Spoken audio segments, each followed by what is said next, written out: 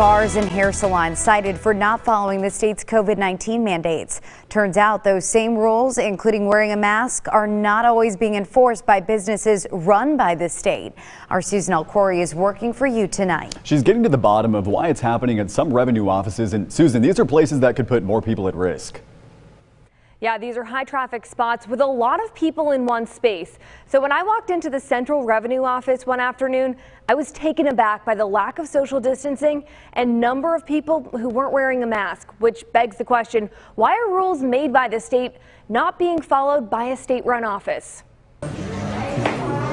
No masks and people packed in for a wait that can last hours. It's very concerning. While some customers inside Arkansas's Central Revenue Office aren't following the state's COVID-19 rules, others say that's making them wish they could steer clear. Because people die every day from this, and the numbers are steady going up. Janetta Townsend couldn't avoid a trip to the downtown Little Rock office. Because she got to take a picture for her license. It's the only way her daughter could get her first license.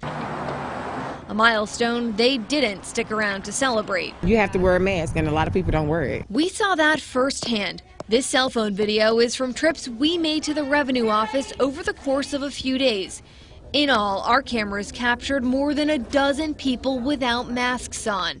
Some sat on crowded benches, others walked through the lobby. We're going to continue to work to do better. I sat down with Commissioner of Revenue Charlie Collins, who oversees the state's offices. I hear you saying that you've spent some time, seeing some, so now that tells me that's something that I need to keep a better eye on, and so I will keep a better eye on it. What's happening downtown is a stark contrast to the other two offices in Little Rock. This number right here, and there's a chair right in here. Where employees control who gets in and seats inside are spaced out. Right here, dear. We have a very aggressive cleaning schedule. For example, in our large offices, the workers there attempt to clean those surfaces virtually on the hour. He sees the challenge as balancing Governor Asa Hutchinson's executive order from July, which puts the rules in black and white. If you can't social distance, then it's mandatory you wear the mask. But Collins says leaves enforcement as a shade of gray. There are multiple components to this. For example,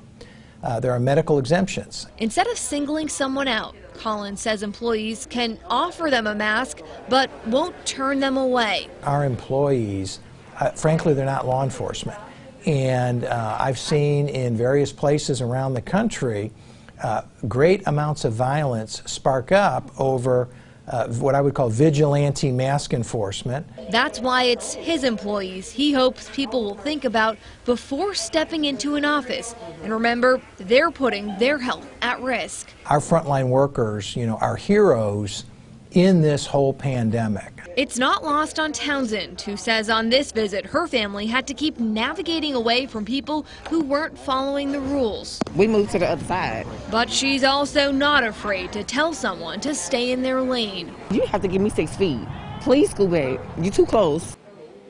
In all, there's 134 revenue offices in the state. Since the pandemic started, about 1 out of every 3 of those had to close because of COVID. Collins is also reminding people there are lots of things they can do online, like renew their license and registration. Back to you.